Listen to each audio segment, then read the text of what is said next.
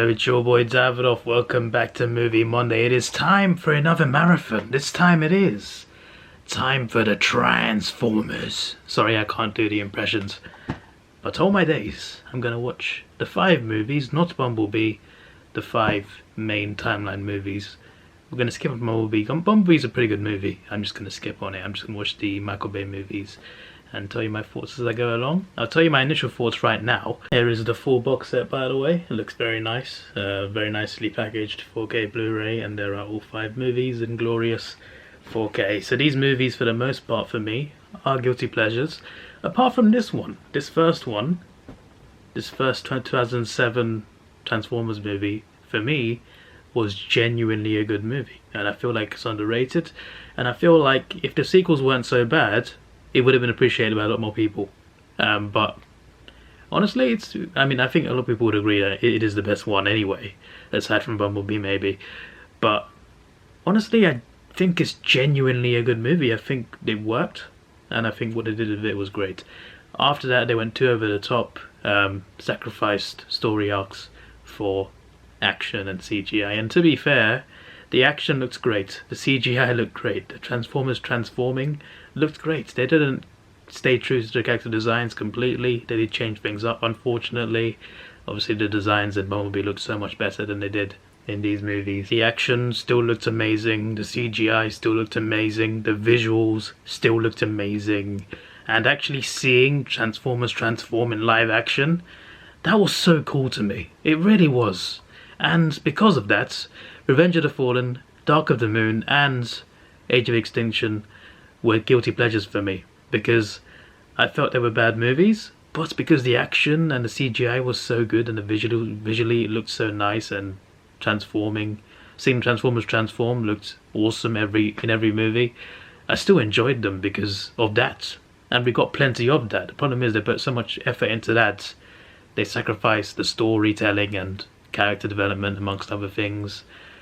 They just went a little too much. Like, the first one was a perfect balance of everything, and then they just messed it up. But the second, third and fourth movies for me, guilty pleasures. The 5th one, however, I do not like, and I didn't want to buy it, but the only 4K box set they had was with all 5 movies in it, so I'm the sucker. I had to buy The Last Knight too, but apparently The Last Knight has incredible 4K in it, because it includes a lot of IMAX scenes, and apparently it's one of the best 4K Blu-rays there is. That's what I've heard based on reviews. So I'm going to watch The Last Knight for the visuals, but I just don't like the movie. Like, even though it visually looked nice, you barely saw Transformers transform in that movie, which is annoying to me. And it was just the worst of every element in that movie, to be honest. But it did look good, at least in quite a few scenes, so I'll take people's word for it when they say it included IMAX scenes on the 4K Blu-ray and it looked bloody amazing. So yeah, we'll end on that. We'll end on the worst movie, of course, as it's the 5th one, but I'm mainly going to watch it for the supposed great 4K. But the first 4 I'm actually going to enjoy. When Blackout attacks the army base, that scene is crazy. It is off the chain. Rest in peace, Bernie, by the way. Legend. I forgot to mention something, right? One of the best things about this entire franchise is the score. The theme songs, the music, especially for the fight scenes and the dramatic scenes. They did such a good job with the music on this. Like, unreal. Literally unreal. It literally gives me chills. Even with the bad movies, it gives me chills. Like, it's pretty much the one thing they did perfectly consistently. The score of the movies. Amazing, dramatic music. Music you can play to yourself while you're in the gym. Like running on a treadmill, playing motivational movie theme music. That's what it feels like. For me, it's on the level of stuff like, you know, the Dark Knight theme song, for example. Dark Knight score. I think genuinely it's one of the best scores I've seen for action movies in general. You know, one of my favourite cars is the Chevrolet Camaro, and it's because of this movie. Yeah, fun facts for you. Also, a copy, well, I mean, it is the car, but it's not the car from the movie. But there was a Chevrolet Camaro parked outside where I live, outside the shop where I lived. They were promoting Revenge of the Fallen many years ago. It was pretty cool because you got to go inside the car, you just got to sit in it. I remember seeing that as a kid. That was pretty cool. So I've seen the car in person. Obviously not the one in the movie, but still, you know, same car, same model, and same color as well. I just would love to drive it one day. There's 3 cars I really want to drive one day, and those are the Chevrolet Crema, which I just mentioned, a Range Rover, and a Lamborghini. When Optimus Prime transforms for the first time, when introducing himself to Sam and Michaela, amazing scene, man. They took an hour to introduce Optimus Prime, but you know, in other movies, when it takes so long to introduce the main character, it kind of goes wrong because they don't do the movie well before that point. But in this movie, even though they take an hour, it doesn't feel like it takes too long. Like what's in the movie, the characters in the movie before he turns up, they carry the movie really well, and they keep you invested until Optimus turns up. And when he does turn up, it's worth the wait. You know, it's done right. The issue with 4K Blu-rays. Every time. So 4K Blu-ray players have a general problem with freezing at a specific point of a 4K disc. Doesn't happen with all the discs. Happens with some discs. For me, most of the discs have been fine, but some I've seen this issue. Basically, there's different amounts of data that 4K discs have. Some are as low as 40 gigabytes, which is still quite a lot, but the highest one is 100 gigabytes. And with those discs, basically when it switches between a layer, if you don't know what that is, don't worry, even I don't know what that is, but there's like 3 layers to a movie on a 4K Blu-ray disc. It's filmed like, because it's has so much data on it, there's 3 layers of video.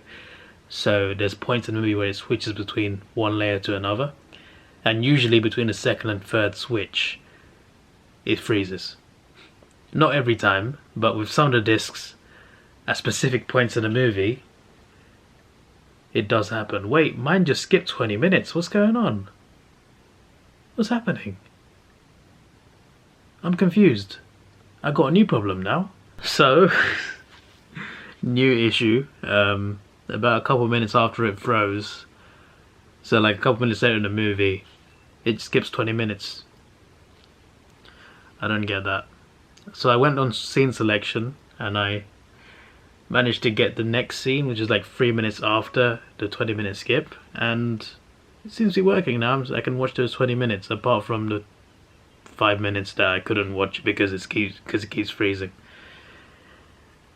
I got to do one of a few things. Either take this to the insurance company. I have got insurance on the 4K Blu-ray player, but the problem is 4K Blu-ray players in general have this problem. Some don't. There are some expensive ones that don't, but like £900, I'm not paying for that. But yeah, with this one I feel like even if they give me a new one, it's gonna have the same issues. So like I don't know what to do. Apparently the other option is to clean the discs. You can do it with water, I heard. I'll try that. I'll try that at some point, but there's a lot of discs to clean. But to be fair, most of them have been fine. Most have been fine. It's just, I just thought I'd address this. I shouldn't be talking about this in this episode, but I should address that because it's a problem with 4K Blu-rays. It's a real problem. But when they work, 4K is great, especially on an OLED TV. I'm really enjoying the 4K on this, and we're on the highway scene now. Optimus Prime takes on Bone Crusher. I'm pretty sure, I'm convinced that Bone Crusher says "D's nuts" when he fights Optimus. I could be wrong, but it sounds like it, that's for sure. They had some cool Decepticons in this, you know. Had some really cool Decepticons. The part that the movie skips really annoys me as well, because it's the part where Megatron breaks out. Like, it's that part. It's the part where they find the base and Starscream goes towards there, destroys generators, and Megatron breaks out the ice. That scene is the one I missed. Megatron scene was good though, great reveal. Took him almost 2 hours to reveal him and it was still awesome. The way they all teamed up to take down the tank was bloody awesome. Also kind of showed how OP the Decepticons were. They were a lot more powerful. Like, half of them, well, I mean, not half of them, more than half of them, most of them were Juggernauts. And the Autobots, it was mainly Optimus Prime that was a Juggernaut, if that makes sense. The big characters I'm talking about, but Megatron killing Jazz was a sad moment. I love how Megatron just flicks a human like it's nothing. Disgusting. Flicks him onto a taxi. I need to see a movie of Transformers just beating humans up. It'd be funny. Also, these movies, one of the biggest problems was too many humans. They didn't focus enough on the Transformers. This first one I felt was well balanced, but clearly they were not well balanced afterwards. But yeah, if only there were less. I mean, I don't mind humans being there. Obviously, it's a good way of carrying forward the story, but it's not like it's Godzilla, you know. The Transformers can talk. We can have an all CGI movie with no humans. You got the technology and the money for it. I just wish they'd do that, because they focus way too much on humans. You know, I didn't notice the little detail of Optimus pulling part of the Allspark out of Megatron's chest. I always forgot that. I don't remember that little detail at all. Yeah. Anyway, the ending's great. The climax is crazy. The final battle is awesome. And yeah. It also has some good songs at the end. Linkin Park Transformers. Now that is a combination and a half. Anyway, next up, Revenge of the Fallen. I got to sleep first, but I look forward to rewatching that, and hopefully that one doesn't have any freezing issues. Alright, let's do this. I really like their covers, you know. Some really good 4K covers right here. Transformers movies have some good villains. Megatron I felt was great for the most part, but after the third one they should have kept him dead. Instead they brought him back and ruined him, but he was a good villain for the trilogy, I felt. Sentinel Prime was a good villain. The Fallen was good, but I feel like he wasn't as good as he could have been, but he was still pretty cool, scary as well. Sentinel Prime was a great villain. My personal favourite is Lockdown in the fourth one, Age of Extinction. That is an incredible villain. I can't wait to talk about him. The fifth one, let's not talk about that one. But yeah, for the first four movies, the villains were solid for the most part. At least the main villain anyway. I can't imagine how long it takes to animate the Transformers transforming. Because like some are a bit fast, but others are a lot more detailed and, you know, drawn out. And there's a lot of transformations that happened, at least in the first four movies. It must take ages. A lot of credit has to go to the people behind that. Obviously, like CGI animation, it exists in a lot of movies. But I feel like when you're animating or just, you know, doing the effects on the Transformers transforming, that must be really hard. I feel like that's harder than, you know, just having the Transformers there fighting or whatever. I feel like it takes a while. Also, I love how they put like huge Decepticons in this. Yes, they die pretty easily when you think about it, but at the start of the movie I'm just watching, I think it's called Demolisher, the big unicycle one. That was pretty cool. And also the one later on in the movie, I think it was in Egypt, the one called Devastator. That was brutal. I kind of wish we saw more giant Transformers, you know. After this movie, the biggest we got was, I guess, Dinobots, which was really cool. But yeah, there was a lack of giant ones. There was 2 in this movie, and then they didn't do too many big ones either. You know when those little Decepticons start attacking Sam in the house and start shooting his legs? That reminds me of Small Soldiers. I don't know if you've seen that, but it's a kids live action movie that's in a way an answer to Toy Story. I think it came out before Toy Story, or was it after? Either way, it was a movie about toys coming to life, except it was live action. And in this case, they weren't hiding from the humans; they were also attacking the humans. Well, some of them were defending the humans. But it's a very cool cool little movie. When Sam got attacked by little Decepticons, it reminded me of Small Soldiers. I should watch Small Soldiers. I wonder if that's on 4K. Sam's mom definitely takes something. She's way out of control. So there's a scene at a party, and I'm hearing the Monday Night theme song. Monday Night Raw, sorry, WWE. We're going on tonight, get the name right. I know it's not been the theme song for a while now, but I think is it Nickelback? I can't remember, but we're going on tonight. One of the most memorable WWE theme songs I was hearing in Transformers.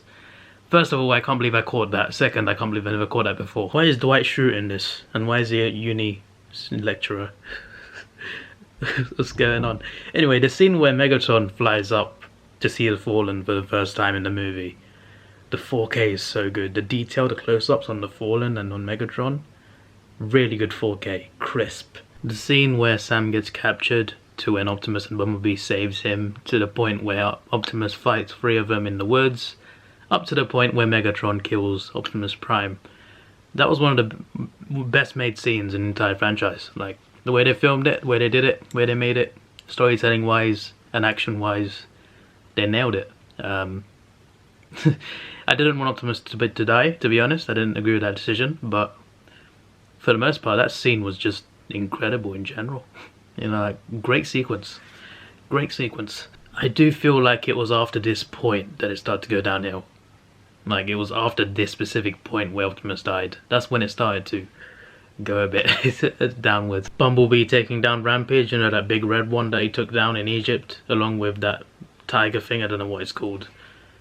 Badass moment. The climax is crazy, man. Jetfire, obviously a character they introduced for this movie, obviously an iconic character from the cartoons.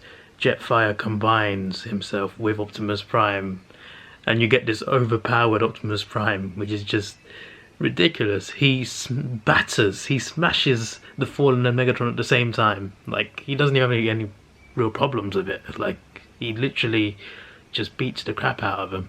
And then the way he kills the Fallen, give me your face, rips his face off, and I rise you fool. That was one of the most savage kills I ever seen from a Transformer. Optimus was on smoke. I'm also shocked that he didn't kill Megatron in that scene, to be honest. Plot convenience, that is. That is plot convenience, because otherwise he definitely would have killed him too. But he did rip off Megatron's face off as well, so yeah. Optimus is badass, man. That ending he found it so easy. All he needed was Jetfire's parts, and he just tore them apart. He tore apart Megatron and the Fallen at the same time. Unbelievable. To be fair, I'm looking forward to the climax of Dark of the Moon, because he also brutally takes people out there. Of course, Bumblebee earned the right to be one of the covers of the franchise, and rightly so. Dark of the Moon time, let's do this. I absolutely love the fact that they did Shockwave in this movie. Such a cool character, and I liked his design. The only issue I had was the fact that he wasn't, you know, he didn't have as big a role as he should have had, I think. Like, that is a huge character, and he was a side villain. I just think he should have been more at the forefront. You know, it was great that we got Shockwave. When he was there, it was cool, but there was nowhere near enough of him. We should have at least got him more in the sequels. At least. Sentinel Prime has 316 on his side. If you know me on Twitter, you know what that means. Ironhide's death was a brutal one. He was so cool. I wish they didn't kill him off, but damn. That's one of the deaths that hits hard the most. You know, I completely forgot that the deal between Sentinel Prime and Megatron was made ages ago, like during the end of the Cybertron War. So a long while ago. I thought they made it during the events of this movie, or just before. But actually, that deal was made before even the first Transformers movie. I didn't realise that. I mean, I guess I forgot that part of the movie. But Megatron brought it up, I'm just like, oh, I thought the deal was made recently, not a while ago. So they were supposed to rendezvous, Megatron and Sentinel, and team up, but Sentinel Prime's ship got fired upon, and the only way to get Sentinel back to life was through Optimus and his Matrix. So they tricked Optimus into bringing Sentinel back to Earth. Okay. I mean, I remembered most of the plot points apart from that specific part. I didn't realize that deal was made a while ago. So when Sentinel betrayed them, obviously it was a surprise, but I thought that was like a recent betrayal, but he actually betrayed them a while ago. It's just that the Autobots never knew about it until recently. So that's an interesting detail that I didn't expect to learn. Is it just me, or is Dark of the Moon an extended edition, like a director's cut? Because I'm recognizing some scenes that I don't remember from watching it previously. Like, there's a scene with, you know, when they attack Chicago, right? The Autobots are gone, Decepticons are attacking Chicago. You see a lot more of that attack. Like, I just saw a train with a bunch of dead corpses on it. Then you go outside the train, and there's people on the road getting shot by Decepticons. It's quite a dark and brutal scene. I don't remember that in the actual movie. This is the actual movie. I'm trying to. Is this like an extended cut? I'm baffled at the moment. Optimus returning to save the day with the other Autobots revealing they're alive with the music. Great scene. It's always funny to me that Sam kills Starscream. Starscream. One of the big recurring characters of this franchise and in general, not just the live action movies. Starscream, that's a big name, gets killed by Sam. I don't know, just something funny about that. It's crazy, you know, Sentinel Prime beats Optimus Prime, rips his arm off, and then Megatron comes in and beats up Sentinel Prime with ease. And then Optimus with one arm missing, kills Megatron easily. That's like rock, paper, scissors. Sentinel beats Optimus easily, Megatron beats Sentinel easily, but Optimus beats Megatron easily. It's Transformers, rock, paper, scissors. And bear in mind, Optimus had one hand as well when he killed Megatron.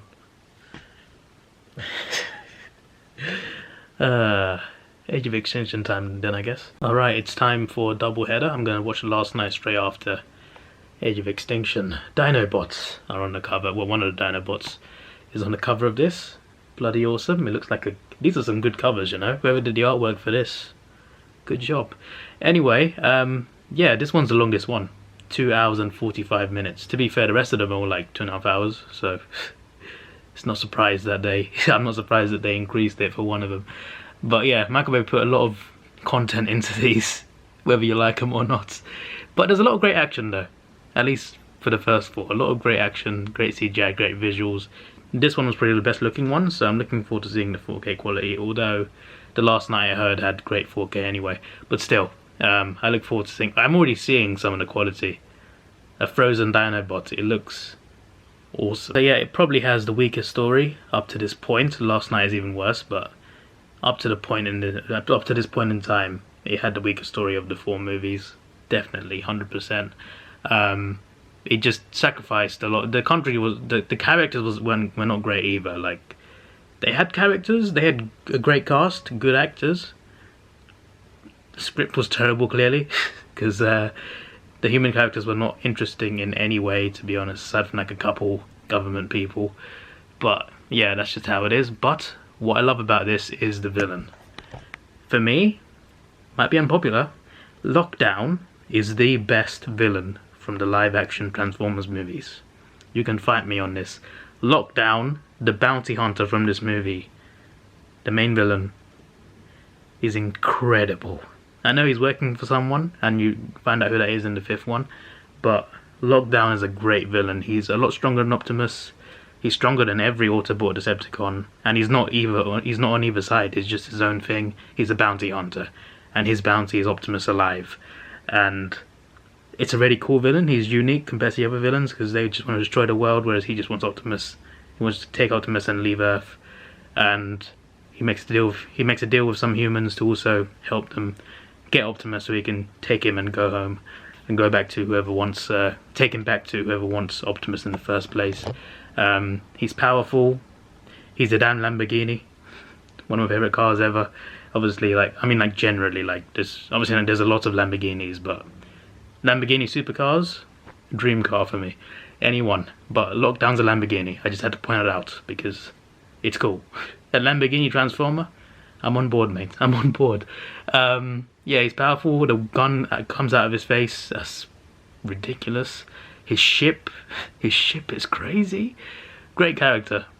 Overall, he's really well written as well. He has some good monologues as well, especially when he first captures Prime, and the way he talks to him. I feel sorry for you, Prime. I can't remember the rest of the line, but that's where it starts. He has some good monologues. He has probably the best dialogue in the movie, which is not saying much since most of the dialogue is just dead, but he easily had the best dialogue in the movie. He was brilliant, well written, I think. It's just a shame that the movie was so bad. You know, if this movie was better, he might have been remembered more. But still, fantastic villain in a bad movie, unfortunately. Also, his grenade is overpowered, man. His grenade is ridiculous. If he used it more, he'd kill him off. The movie over in half an hour. They're that powerful. And the design is just really cool. I love the design.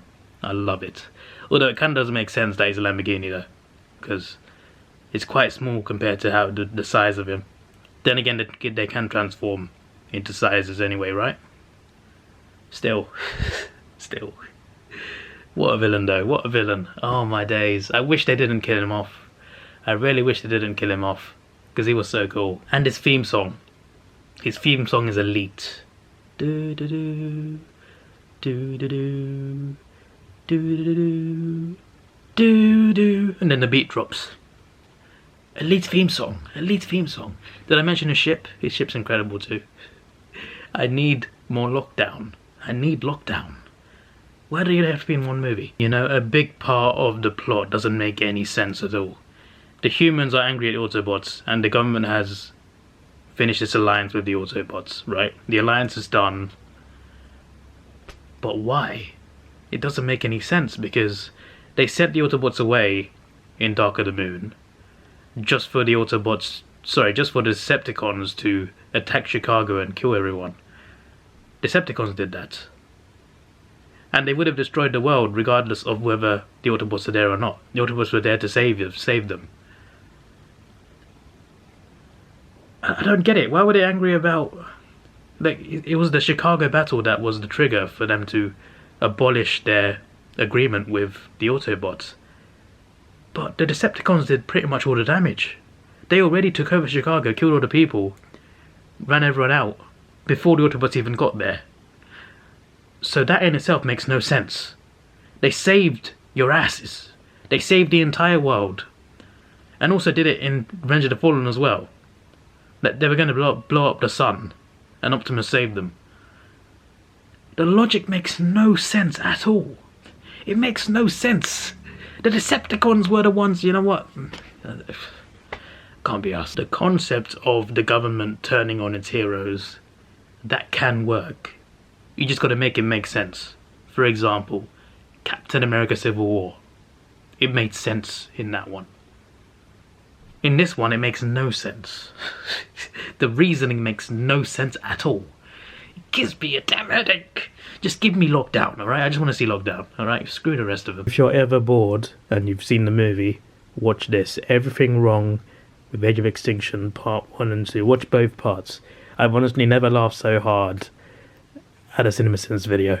Honestly, it is the best ones on their channel in my opinion. Every time I watch it, I laugh. I gotta watch it again after this movie. But the good news is Lockdown is here. The bad news is Ratchet's about to die. That guy, I can't remember the actor's name, I know he's a big name. But he says, I lost a sister in Chicago. You're gonna have sympathy for me, to Ratchet. Ratchet wasn't even there. It was the Decepticons that destroyed Chicago. Before the Autobots were even in the city. This script gives me a headache. It really does. I also love Ratchet, so I hate the fact he has to die, but you know, they got to establish Lockdown, obviously, so. But still, I wish they didn't kill off such a big character. It's also funny to me that they're angry about Chicago, but they're hunting more Autobots than Decepticons. I understand that they're after Optimus, and they need to get the other Autobots to get to Optimus, but come on. You don't see them hunting any Decepticon. Kelsey Grammer, who of course plays a different character, he's not the guy who said lost his sister, that's a different guy, but Kelsey Grammer was talking about how we're never going to be safe until they're fully gone. But regardless of whether the Autobots came or not, the Decepticons still would have come in the first movie, and the second movie, and the third movie. They were coming anyway. Would you not rather have someone defend you? I'm very confused. You just want to get invaded willingly. I know that he's working with Lockdown in secret, but come on. I'm surprised people fall for this logic. I really am. I mean people in the movie, by the way, not people who watch it. I mean like characters in the movie that are not part of this little government group. How do they buy into that rubbish? How? What? It doesn't make any sense. Oh, I actually didn't know his name at all. This is the guy I was talking about the Chicago quote. I love how the company that tries to make Transformers is called KSI.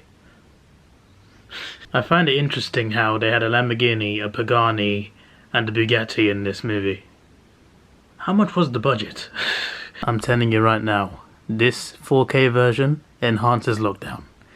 Already looks cool. The 4K detail on him is unreal.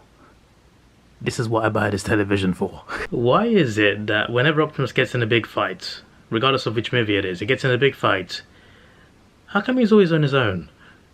Even if the Autobots were there a second ago, as soon as there's a big fight going on, they're just not there anymore. His backup is just gone. They just disappear. It's like the complete opposite of plot convenience. Plot inconvenience. Every time he has got a big fight against Megatron or Lockdown or Sentinel, no one else is there. It's just him. Regardless of how bad this movie gets, regardless of how much it doesn't make sense, regardless of the plot holes, Optimus Prime riding a Dinobot while wielding a giant sword into battle is awesome. It's one of the coolest scenes from Optimus Prime in a live action movie. It's insane. He's riding a Dinobot like it's a horse. And he's got a huge sword, a huge badass sword. It's so good! And the Dinobot breathes fire as well. What more could I ask for? It all looks bloody good in 4K as well. I'm impressed. It's the best 4K so far. And I'm not surprised. My movie also did stop for a second, and it started playing again a second later. So I'm assuming, I mean, it didn't crash. It froze for like 1 second. Apart from that, it was fine. The second and third movies, no problems. So it's just the first one has like some weird problem. 4K discs. Very interesting. I think it's meant to do the players though, but still. I love how in the finale of the movie, like the final battle, Optimus, when he flies away with the humans, he leaves Bumblebee there. He just leaves him there. But he just survives, you know. Plot convenience. But it's just weird. There's a few plot holes in there, here and there. Now for The Last Knight. Very good cover, by the way. Optimus and Bumblebee. Very nice. Elite. These have been the two strongest Autobot characters throughout. Apart from Ironhide, actually. But in terms of like story building, Bumblebee's been up there, you know. Second to Optimus. Anyway, it's The Last Knight time. First time seeing this since the cinema. Second time watching ever. We'll see if my opinion changes. You know, we've had almost 13 hours of content of Transformers on the big screen in live action, and we've not had Unicron. For me, that is a crime against humanity. It's a crime that we had that much content and not Unicron once. In this movie, they do mention Unicron, and they actually show where he is. They show his horns in this movie, but it's still not him, is it? I guess the sequel could have been, and probably would have been him, and I guess that got cancelled, rebooted. But all those hours and no Unicron, all that money spent, not 1 ounce of Unicron in a battle. Even him in his full body, you just see his horns in this one. I hope one day we see a Transformers live action movie with Unicron in it. That's a dream of mine. To actually one day witness that. Live action, of course, not animation. Anyway, let me just watch The Last Knight. The first scene I think is an IMAX scene and it looks great, so I'm sure the 4K will look great. Let's see if my opinion changes on the actual movie. Just watched the movie. Still the same thoughts. Still don't like it. There's a few cool bits though, to be fair. Megatron's design is pretty cool.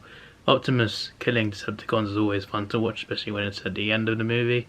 I like the idea of the Autobots having different accents, just general, like Transformers in general. Like there's a French one, there's a Japanese one, there's a British one. I don't know, it's an interesting dynamic, because obviously they learn all the world's languages, so it kind of makes sense. I say Japanese and French, they still speak in English. It's just the accent. But yeah, in fairness, the 4K is very good. Most of it is in IMAX scenes, almost full screen. Quality is really good. Really good.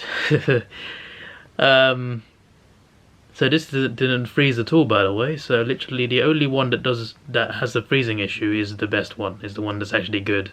The first movie. I can't believe my luck. I really can't. I don't plan on watching Last Night again for a while, but I would only watch it for the 4K. he's got the best 4K of the series, 100%. Haven't seen Bumblebee in 4K. Haven't actually owned that in 4K yet, but maybe in future. But yeah, as I said, you know, it gets worse every time, pretty much. Even though I like Age of Extinction more than the second and third ones, but the first one is the only one that's genuinely a good movie, and I still stand by that. It's genuinely a good movie. But the sequels, not so much. And then the fifth one, there's nothing good about it. I mean, there's a few things here and there, but it's easily the worst one. And to be fair, the visuals are the best in that one. But actually, to be fair, the music is still good. It's good throughout the series. So I think that's pretty much all I've got to say, unless I've forgotten something.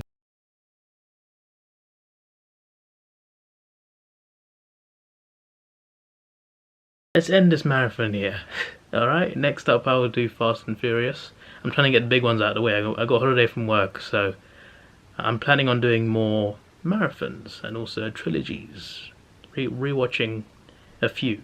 I've got my episodes planned out to an end of the year. It's going to be mainly watching through box sets, and then the last two will be a Christmas edition and movie collection. That'll be the last two of the year. So up until then, I got a bunch planned. So stay tuned. This is your boy Davidoff. Please like, share, subscribe. Thanks for watching. Have a good day and see ya.